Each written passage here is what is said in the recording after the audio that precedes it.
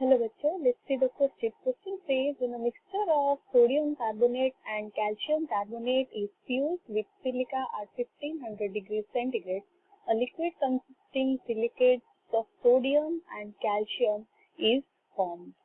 अगर हम मिक्स करते हैं किसका मिक्सचर लेते हैं, सोडियम कार्बोनेट और कैल्शियम कार्बोनेट को लेते हैं और उसको फ्यूज करते हैं सिलिका के साथ 1500 डिग्री सेंटीग्रेड में, तो हमारा फॉर्मेशन होगा एक silicate of sodium and calcium.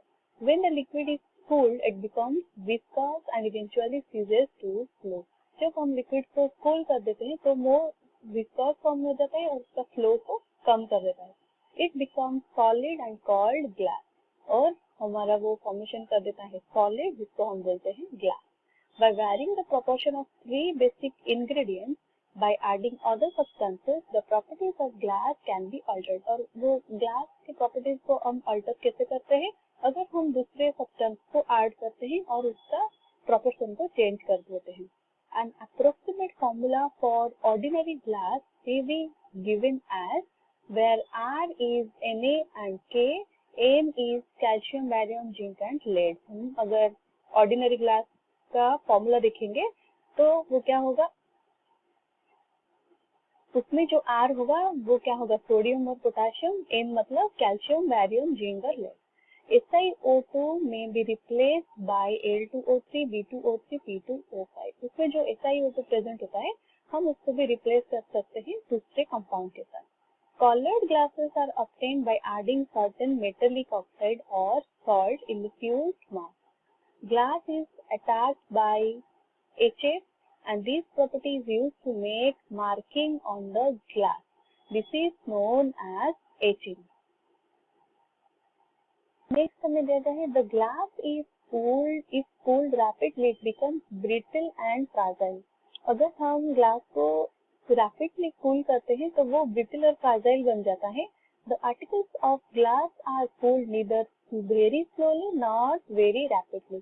तो हम ग्लास को वेरी स्लोली कूल नहीं करते या फिर वेरी रैपिडली कूल नहीं करते. तो उसको हम किस तरह से कूल करते हैं, it's cooled gradually. This process is termed as annealing. इसको हम बोलते हैं एनेलिंग. हमें पूछा गया what acid can not be stored in glass. हमें जो यहाँ पर एसिड दिए गए हैं HF, HCl, HBr and HI, वो कौन सा एसिड होगा जो कि वो स्टोर नहीं कर सकते हैं हम उसको ग्लास में. की कंसेप्ट हमारा यहाँ पर है properties of glass.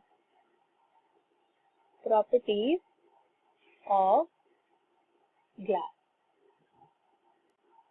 That means हमें यहाँ पर देखना है ग्लास के साथ कौन से केमिकल्स जो होते हैं वो रिएक्ट करते हैं.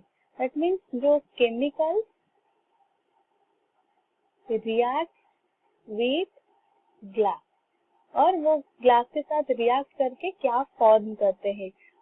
हम देखेंगे कि स्पेशल टाइप ऑफ केमिकल्स रहते हैं जो कि ग्लास के साथ रिएक्ट करते हैं. For example HF, hydrogen fluoride और कंसंट्रेटेड अल्कली भी रिएक्ट कर लेते हैं ग्लास के साथ. उसके साथ हम देखेंगे अगर सुपर हीटेड हम वाटर लेते हैं वो भी रिएक्ट करता है with glass.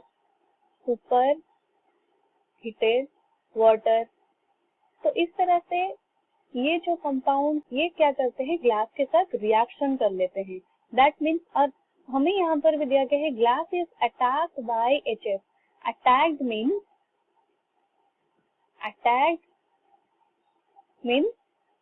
Reaction, making reaction. किसके साथ, ग्लास के साथ रिएक्शन करता है HF. और HF का जो नेचर होता है which is highly corrosive in nature. Highly corrosive in nature.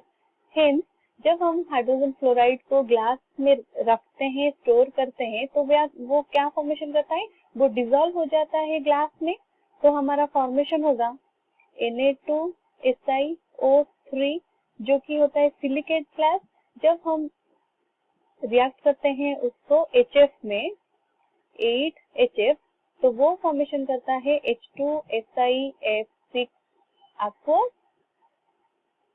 Plus 2NaF aqueous with water, 3 water.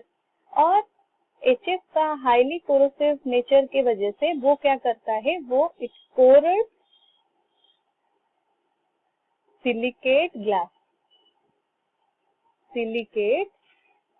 Glass और वो डिस्ट्रॉय कर देता है ग्लास को, डिस्ट्रॉय द ग्लास।